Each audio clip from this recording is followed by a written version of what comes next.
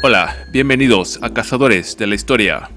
Esta es la iglesia del Oratorio de San Felipe Neri, mejor conocida como La Profesa, por los profesos jesuitas que ahí residían. La iglesia actual está en pie desde inicios del siglo XVIII y se puede ver en ella el hundimiento actual de la Ciudad de México. Dentro de sus paredes se hicieron las juntas para la consumación de la independencia con Agustín de Iturbide a la cabeza, e incluso hizo las veces de catedral por la clausura momentánea de la metropolitana.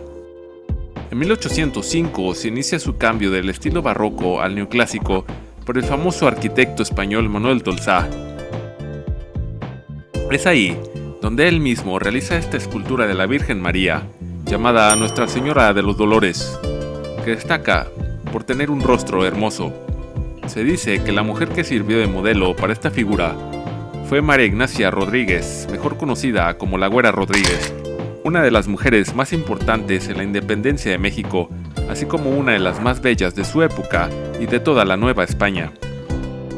La Güera Rodríguez fue una mujer aristócrata, rica, de personalidad suelta y carismática, que dicen era sumamente hermosa, inteligente y popular.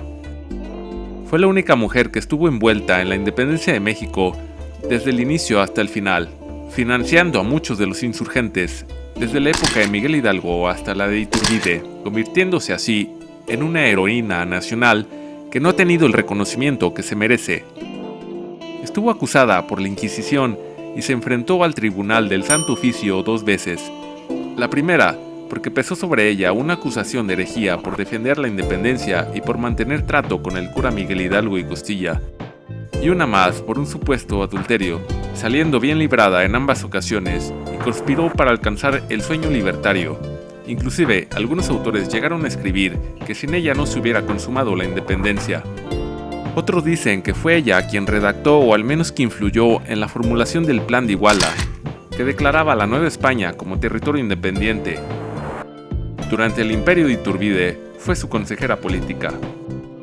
Las historias cuentan que Iturbide desvió el desfile del ejército trigarante cuando entró victorioso a la Ciudad de México para pasar por la casa donde vivía la Güera Rodríguez. Su casa estaba ubicada en lo que es hoy el Museo del Estanquillo, contraesquina de la iglesia de la Profesa, a la que asistía con regularidad, y así conoció a Manuel Tolsá, el escultor de Nuestra Señora de los Dolores. La leyenda dice que tuvo muchos amoríos, aunque muchos están en el terreno de la ficción.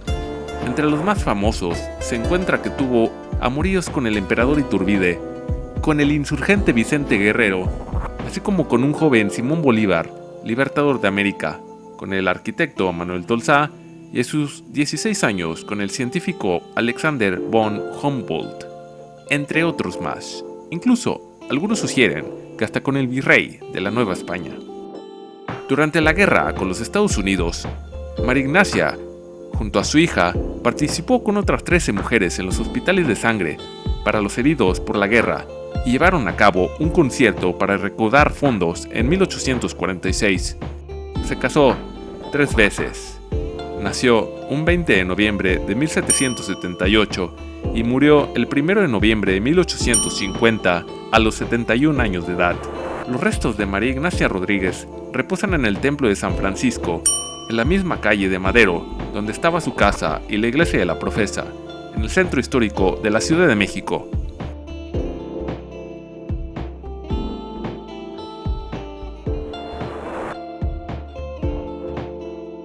Así que para la próxima que veas el rostro de Nuestra Señora de los Dolores, seguramente estarás viendo el rostro de esta hermosa y gran mujer, heroína de México.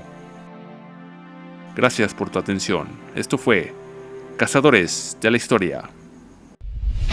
Si te gustó el video, por favor suscríbete al canal Cazadores de la Historia.